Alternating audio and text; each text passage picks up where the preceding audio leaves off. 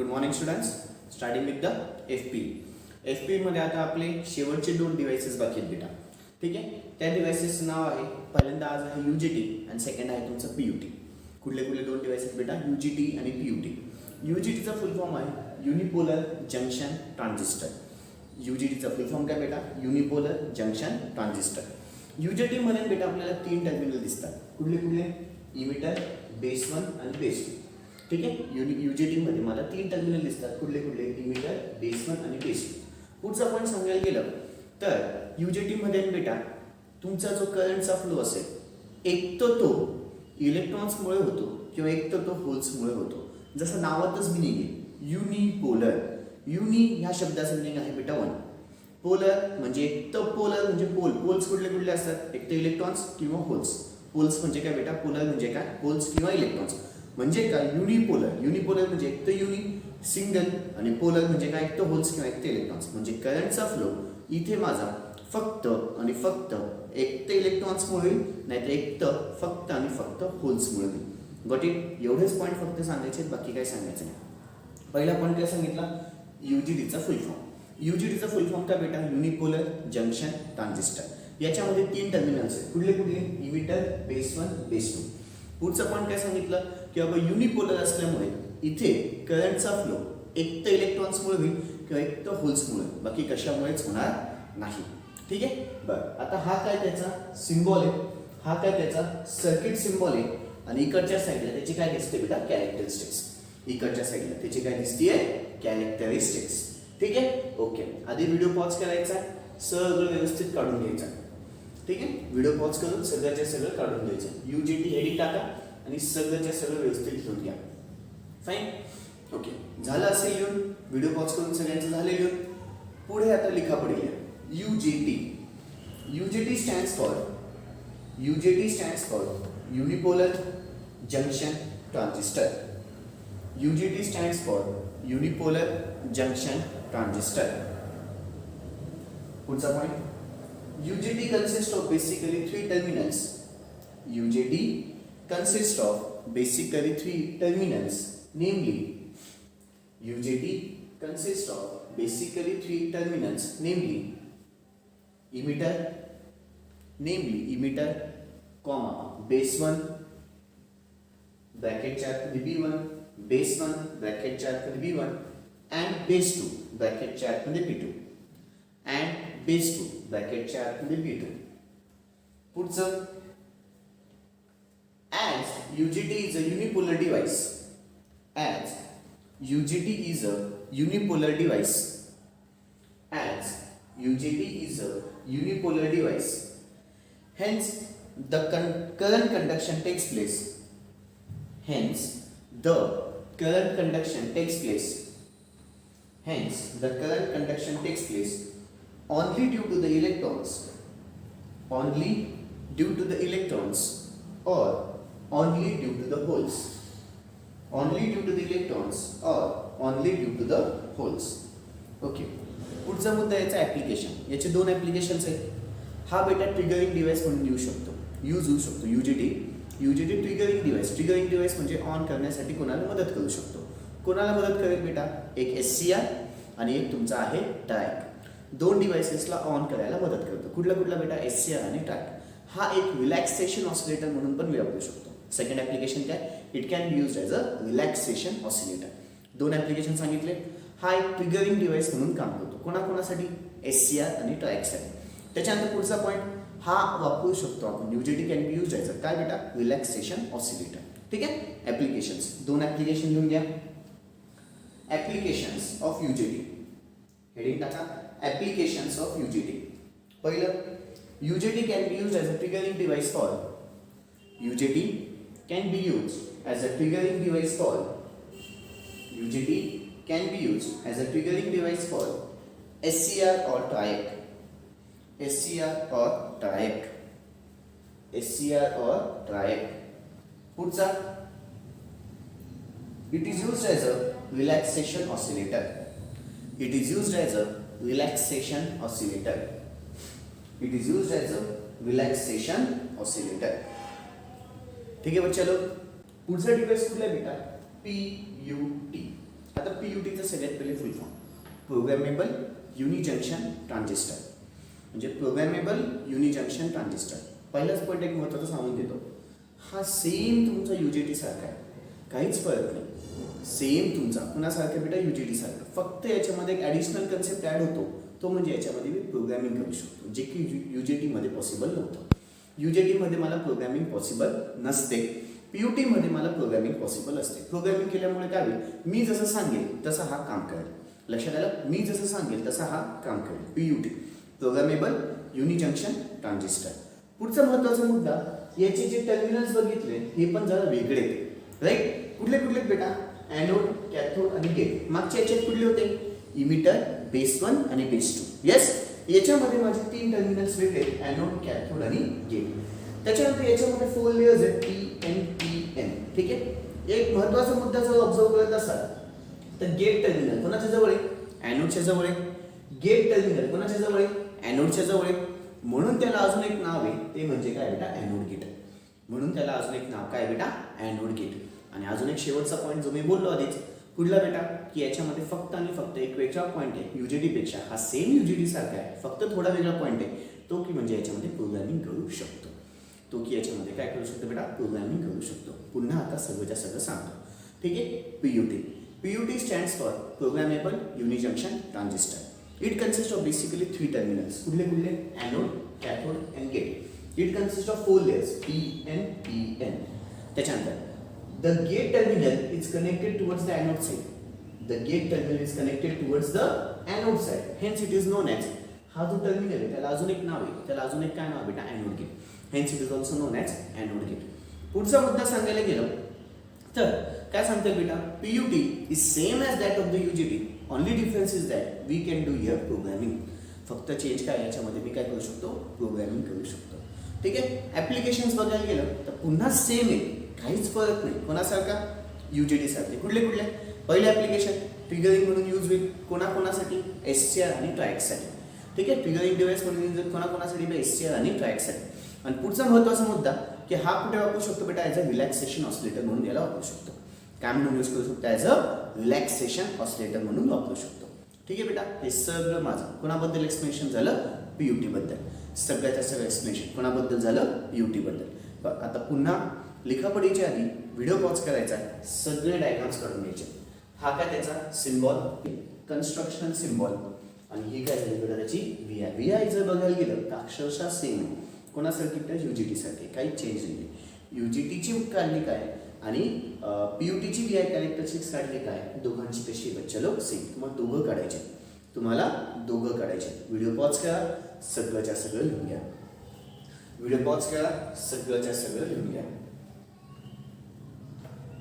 Okay, झालं बेटा लिहून, डायग्राम झाले असतील तर लिखापडी स्टार्ट करतोय आता. चलो, the above figure shows the symbol, construction symbol and VI characteristics. The above figure shows symbol, comma, construction symbol, comma, construction symbol and VI characteristics of PUT. पुढचा पॉइंट घ्या. PUT stands for programmable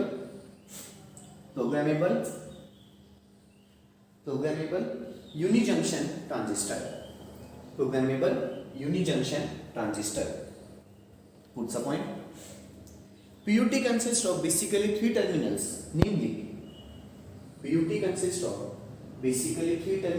namely anode, cathode and gate. PUT consists of basically 3 terminals, namely anode, cathode and gate. पुढचा point, PUT consists of 4 layers, namely P, N, P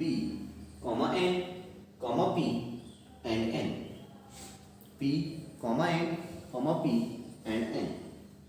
पुढचा point, the gate terminal is connected towards the anode side. The gate terminal is connected towards the anode side. Hence it is known as anode gate. Hence it is known as anode gate. Hence it is known as anode gate. Puts a point. The only difference between the PUT and UJT is that the only difference between PUT and UJT is that the only difference between PUT and UJT is that the only difference between PUT and UJT is that programming can be done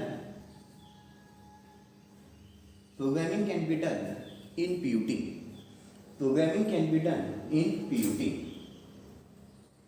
Programming can be done in PUT. Programming can be done in PUT. Put some of the applications of PUT. टाका heading बेटा applications of PUT. पहिला point, PUT can be used as a triggering device for PUT can be used as a triggering device for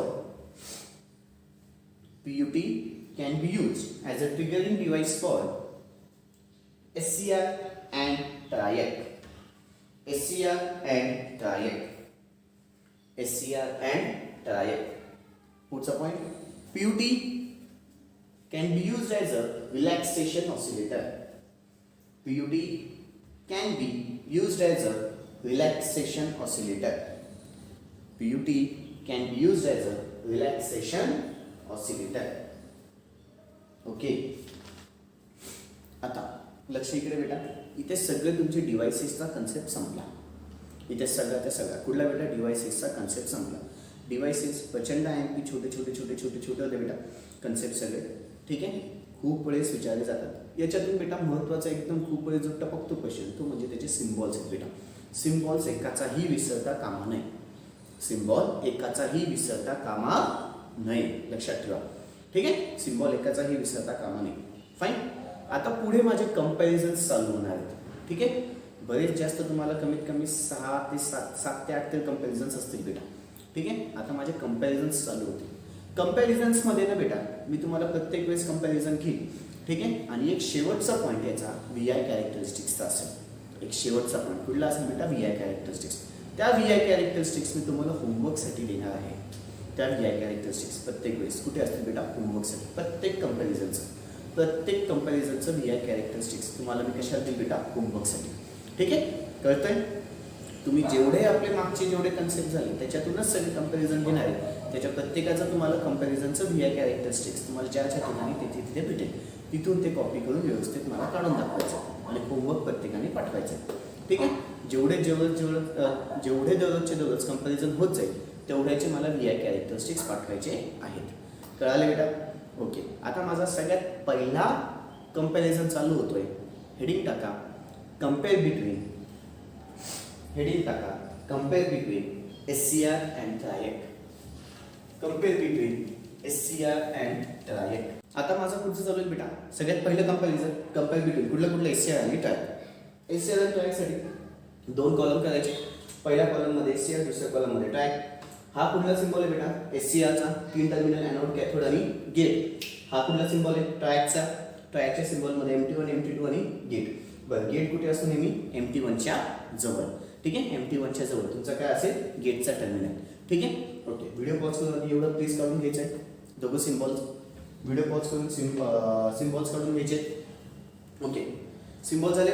आता लक्ष इकडे SCR जो असतो ना बेटा हा युनि डायरेक्शनल असतो. पहिला फंडा SCR जो असतो तो काय असतो युनि डायरेक्शनल. MT1 MT2 2 टर्मिनल आणि इथे 2 डायोड एक प्रकार 2 डायोड यूज झालेले. म्हणजे हा जो ट्रॅक आहे तो काय बेटा बाय डायरेक्शनल. हा युनि डायरेक्शनल असतो, हा कसा असतो बाय डायरेक्शनल. पुढचं सांगायला गेलं तर इथे गेट करंट जो असतो तो माझा फक्त आणि फक्त पॉझिटिव्ह असतो. इथे गेट करंट माझा पॉझिटिव्ह ॲज वेल एज निगेटिव्ह. का दोघे डायरेक्शनमध्ये करंट फ्लो होणार आहे. पॉझिटिव्ह पण असेल निगेटिव्ह पण असेल. ते फक्त आणि फक्त गेट करंट कसा असेल positive. Unidirectional bidirectional. Gate current फक्त पॉझिटिव्ह, गेट करंट पॉझिटिव्ह असेल निगेटिव्ह असेल. आता जर तुम्ही त्याची VI कॅरेक्टरिस्टिक्स ऑब्झर्व केली ना बेटा SCRची थोडेसे पानं पलटवा आणि VI कॅरेक्टरिस्टिक्स ऑब्झर्व करा. कोणाची SCRची जर VI कॅरेक्टरिस्टिक्स ऑब्झर्व केली तर ती फक्त आणि फक्त तुम्हाला फर्स्ट क्वाड्रंटमध्येच दिसते. का थर्ड क्वाड्रंटमध्ये जी असते ती पी एन जंक्शन डायोड सारखी बेटा. बघा डोळ्यासमोर ठेवा, मी काय बोलतोय कळत असेल. म्हणजे फक्त आणि फक्त माझी व्ही आय कॅरेक्टरिस्टिक्स फक्त कुठल्या क्वाड्रंटमध्ये आली, फर्स्ट क्वाड्रंट. ठीक आहे. तेच जर मी ट्रायक्सचं बघितलं ना तर दोन्हीकडे तुम्हाला फर्स्ट आणि थर्डमध्ये सेम टाईप दिसून येतं. फर्स्ट आणि थर्डमध्ये सेम दिसतंय. म्हणजे व्ही आय कॅरेक्टरिस्टिक्स माझी फर्स्ट क्वाड्रंटमध्ये पण येते आणि थर्ड क्वाड्रंटमध्ये पण येते. मुद्दामून आता जे बोललोय, पुन्हा आता ट्रायकची व्ही आय कॅरेक्टरिस्टिक्स काढली बेटा, ती बघा व्यवस्थित तुमच्या लक्षात येईल. पुन्हा एकदा काय सांगितलं बेटा, एस सी आरची जर मी व्ही आय कॅरेक्टरिस्टिक्स बघितली तर माझ्या असं लक्षात येतंय की त्याच्यामध्ये फक्त आणि फक्त व्ही आय कॅरेक्टरिस्टिक्स फर्स्ट क्वाड्रंटमध्येच असते. इकडे फर्स्टमध्ये पण आहे आणि थर्डमध्ये पण आहे. ठीक आहे. कुठले कुठले पॉईंट सांगितले पुन्हा एकदा. सगळ्यात पहिले तर याचे सिम्बॉल्स झाल्याच्या नंतर काय सांगितलं बेटा, युनि डायरेक्शनल आहे, बाय डायरेक्शनल आहे. इथे गेट करंट पॉझिटिव्ह असतो, गेट करंट पॉझिटिव्ह ॲज वेल एज निगेटिव्ह असतो. पुढचा पॉईंट व्ही आय कॅरेक्टरिस्टिक्स फक्त फर्स्ट क्वाड्रंटमध्ये असते, व्ही आय कॅरेक्टरिस्टिक्स फर्स्ट आणि थर्ड क्वाड्रंटमध्ये असते. व्ही आय कॅरेक्टरिस्टिक्स कुठे कुठे असते, फर्स्ट आणि थर्ड क्वाड्रंटमध्ये असते. ओके बच्चे लोग, कळाले. चल लिखा पड़ी क्या, लिखा पड़ी. SCR is a unidirectional device. SCR च्या खाली या. SCR is a unidirectional device. SCR is a unidirectional device. बाजूला ट्रायकच्या खाली या. Triac is a bidirectional device. Triac is a bidirectional device. Triac is a bidirectional device. पुढचा point SCR च्या खाली. The gate current here can be only positive. The gate current here can be only positive. The gate current here can be only positive. बाजूला घ्यायचं आहे. The gate current ट्रायकच्या खाली बेटा का. The gate current here can be positive as well as negative. The gate current here can be positive as well as negative. Positive as well as negative. पुढचा point VI characteristics SCR च्या खाली बेटा. VI characteristics is only present in the first quadrant. VI characteristics is only present in the first quadrant. ट्रायक च्या खाली VI characteristics is present in first as well as third quadrant. VI characteristics is present in first as well as third quadrant. VI characteristics is present in first as well as third quadrant. झालंय. एक point सांगायचा म्हणून गेला, तो कुठला आहे बेटा माहिती का. इथे UGT SCR साठी काय होतं बेटा, UGT is used as a triggering device. इथे काय होतं, UGT is used as a triggering device. आणि इकडे बघायला गेलं तर diac is used as a triggering device. इथे UGT is used as a triggering device, इथे diac is used as a triggering device. दोघे पॉईंट लिहून घ्या. SCR च्या खाली लिहा UGT is used as a triggering device. SCR च्या खाली लिहा UGT is used as a triggering device. ट्रायक च्या खाली लिहा Diet is used as a triggering device. Diet is used as a triggering device. Okay झालं. आणि दोघांचे शेवटचे पॉईंट्स कुठले असेल बेटा, इकडे VI कॅरेक्टरिस्टिक्स, इकडे VI कॅरेक्टरिस्टिक्स. फक्त हेडिंग टाकून ठेवा, VI कॅरेक्टरिस्टिक्स ऑफ SCR आणि इकडे VI कॅरेक्टरिस्टिक्स ऑफ ट्रायक. इकडे काय टाकाल का, VI कॅरेक्टरिस्टिक्स ऑफ SCR, इकडे काय टाकाल VI कॅरेक्टरिस्टिक्स ऑफ ट्रायक. गॅप सोडायचा आहे आणि सगळं मला तिथे दाखवायचे. दोघीच्या दोघी कॅरेक्टरिस्टिक्स काढून दाखवायच्या बेटा. ठीक आहे. दोघांच्या कॅरेक्टरिस्टिक्स काढायच्या आणि मला होमवर्कसाठी घ्यायचे, उद्या दाखवायचे. ठीक आहे. ओके बच्चा, दॅट्स ऑल. बाकीचं उद्या. थँक्यू.